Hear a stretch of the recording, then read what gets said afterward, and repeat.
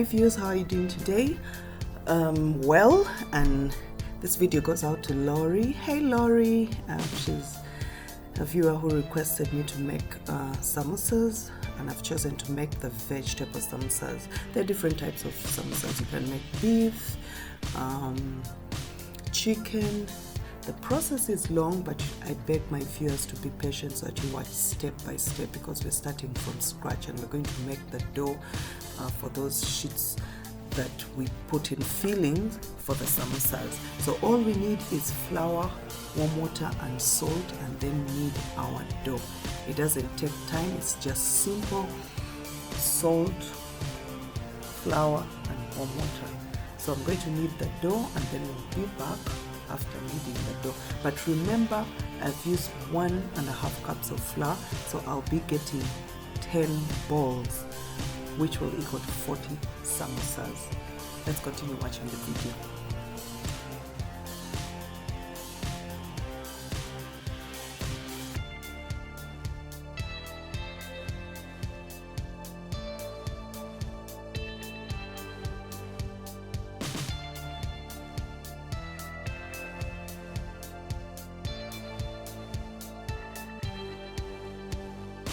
So I'm going to divide my dough into 10 balls. The measurement I used, I'll get 10 balls. After dividing, you can roll them into neat balls. Choose whatever style you want to use to get those round balls, just like I'm doing.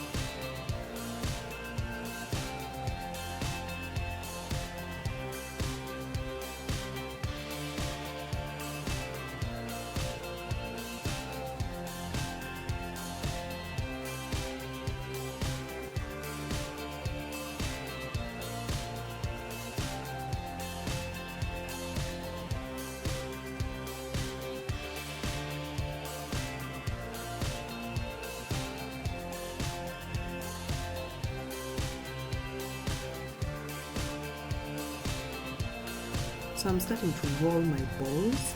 I just want to get a circular shape, so I'll put them aside. I'll roll out 3, combine them together, and then put them on a pan. But you can roll out 1 at a time, but it's time consuming. So I'm doing 3 just for demonstration, but you can go as you can do 5, 10, depending on the number of samosas you're going to make. But just for demonstration, I'm going to be adding 3 of them at a go, just like you're watching right now. So once I'm done with the 3 and rolling them out until they're wide enough to the size I want, then I'll put them on the pan, and then we'll watch the next step.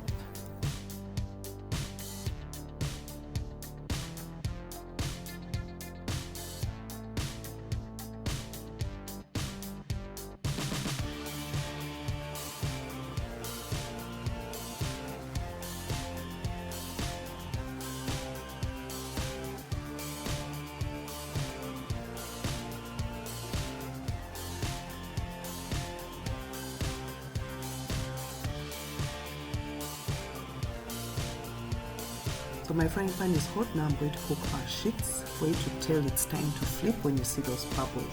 So after seeing the bubbles, flip, but remember it's hot when you're removing the top layer. Just remove like I'm doing, gently, then put it aside, then flip again so that you remove the one that's at the bottom, which will come on the top. So remove it gently, just like I'm doing. So repeat the same process with the rest of your other sheets that you'll have rolled out.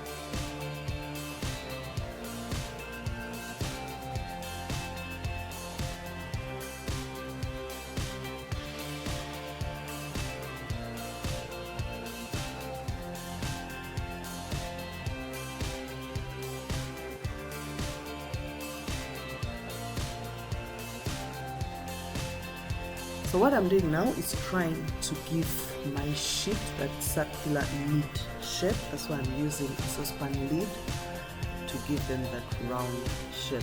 But you can use a bowl, or go ahead and use any utensil that you have in your kitchen that is circular. Then if you don't have the time, you can exclude what I'm doing and just go ahead and cut your sheets into 4.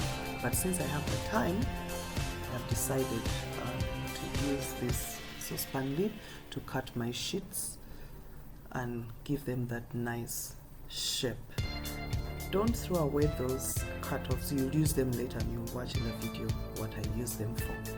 So these are my sheets. You can see them, they're neat. So I'm going to cut them into 4. Just make sure that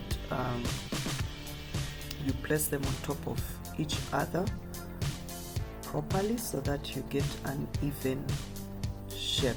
So the one I removed, I did not shape it.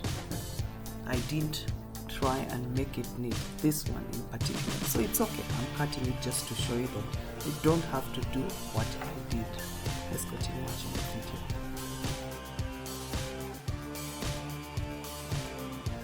Now we're starting our vegetable filling.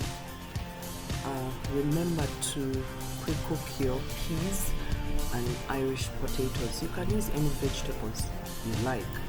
So these are the vegetables I decided to use, but you can choose any type of vegetables you like. So you fry your onions, then carrots next because they take a longer time to get ready. Then you'll add in the rest of the vegetables just like I'm doing, and then don't overcook. Cabbage is last because we don't want to overcook the cabbage.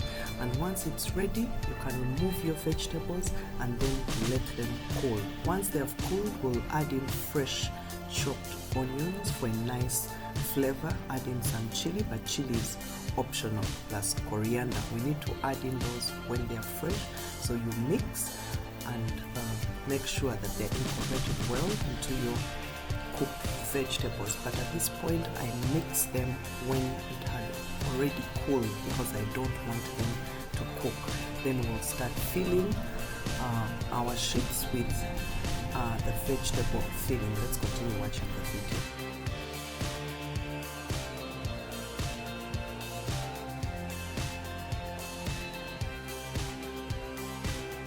So I'm making our paste for the sheets. It shouldn't be too thick or too runny. It should be in between. So once you're done making the paste, you get your sheet like I'm doing, and then you put that paste on one side.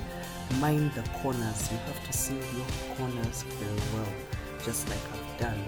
Don't leave a gap. If you leave a gap in between, that means it's going to absorb a lot of oil when you're frying, and the solids will come out with too much oil. So you have to make sure all corners are sealed well with this paste.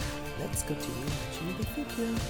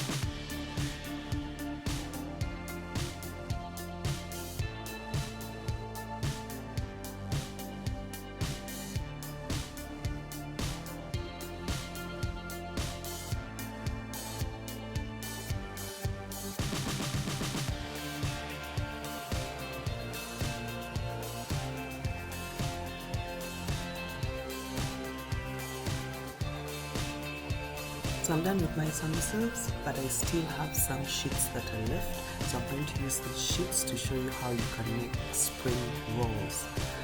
So you get your sheet, put your filling at the far end of your sheet, and then roll it just like I have done, and then you'll get a spring roll.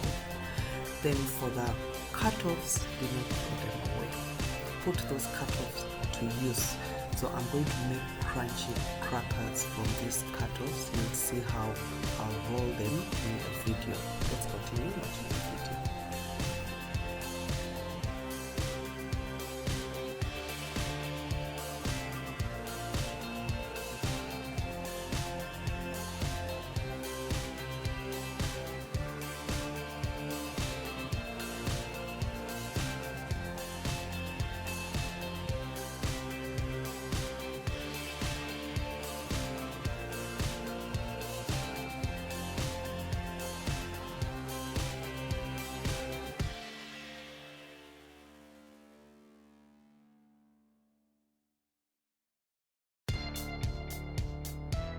It's time to fry our samosas.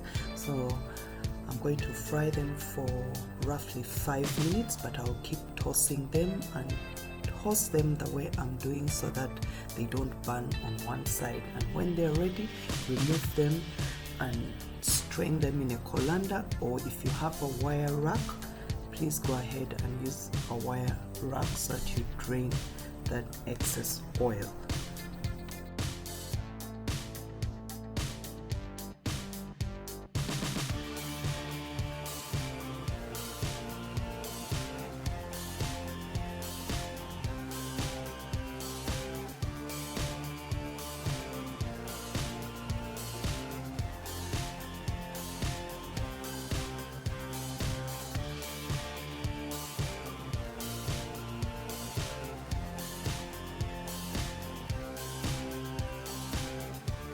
Good things come to an end. That is it for this episode of Mo's Kitchen.